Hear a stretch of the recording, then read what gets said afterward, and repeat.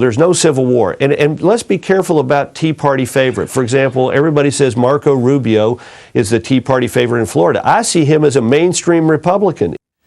Oh, yes, there's Karl Rove today, yesterday, talking about what could be the schism between Republicans, between the Tea Party and the establishment candidates, except for I seem to remember that Marco Rubio was on the front page of the New York Times Magazine that said Tea Party candidate. Yeah, but you know what? They're all Tea Partiers now. Top Line begins right now.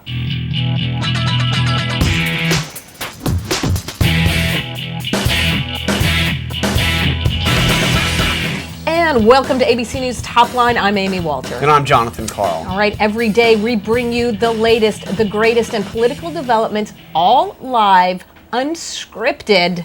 And John Karl, you get to start with today's Top Line. Only one place to start today, and that is Bewitched.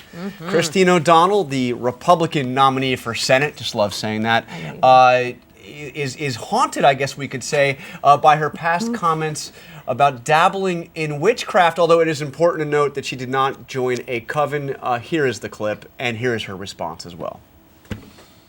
I dabbled into witchcraft. I never joined a coven. One of my first dates with a witch was on a satanic altar, and I didn't know it. I was in high school. How many of you didn't hang out with questionable folks in high school? So Amy, were you in a coven in high school? Yeah, I dated a number of people involved in covens. I didn't want to get into that here today. But it just seems, John, you know, every day we're going to get another one of these clips, whether it's Bill Maher or whether it's somebody else doing some digging. She's been on TV a lot over the course of the last few years. There's a lot of stuff there. And let's not forget Chris Coons. I mean, the Democratic nominee. Oh, right. I mean, he's got that great article he wrote for the Amherst school paper way back when, suggesting he may have come back from Africa as a bearded Marxist. I mean, I don't know. Did he have a beard? Was he a Marxist? I'm not sure. But the point is, we all did some crazy things way back then, I guess. Yeah, and you know what they say about Amherst. Anyway, I got to get that sign in. All right. My top line today, the Tea Party.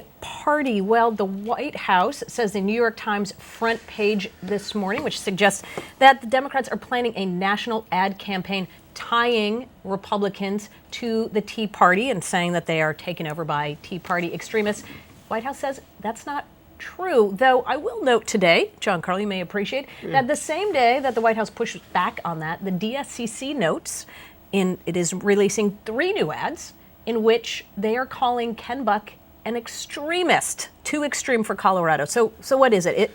Is the Tea Party the extremist group? Are they not? Are we going to run a campaign based on this, or we not? It's really strange because you had very strong, aggressive pushback from the White House to this New York Times story that happened as soon as the story hit the web last night. Yep. And in fact, the original version of the story that you saw on NewYorkTimes.com was stronger, saying that there is going to be this national ad campaign. Now they're saying, well, it may include ads.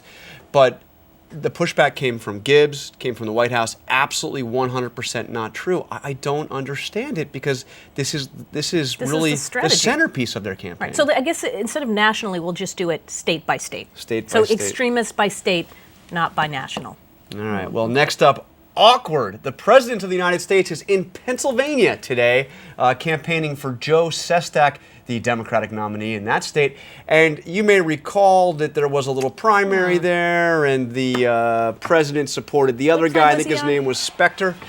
This is the president's first trip back to Pennsylvania, stumping for a nominee, more importantly, helping him raise money. The nominee he tried to defeat in the primary. And even more interesting is the fact that he comes on here, up here, as Republicans are going after Joe Sestak for his votes in support of a lot of the Obama agenda, in particular healthcare reform. So I'll be very curious to see the remarks that the president makes on those and how Joe Sestak responds to it.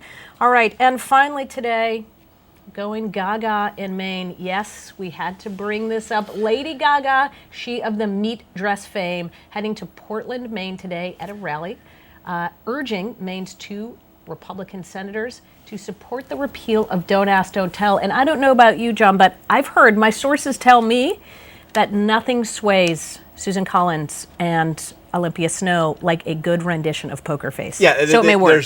There's no doubt. This vote is on Tuesday. The 2 Maine senators could be critical in terms of whether or not they get cloture. in other words, can get this thing passed. But you're absolutely right. And as we prepare to bring in our guest, I just want a little Lady Gaga. Come on. Let's see what we got. Do we have the Gaga?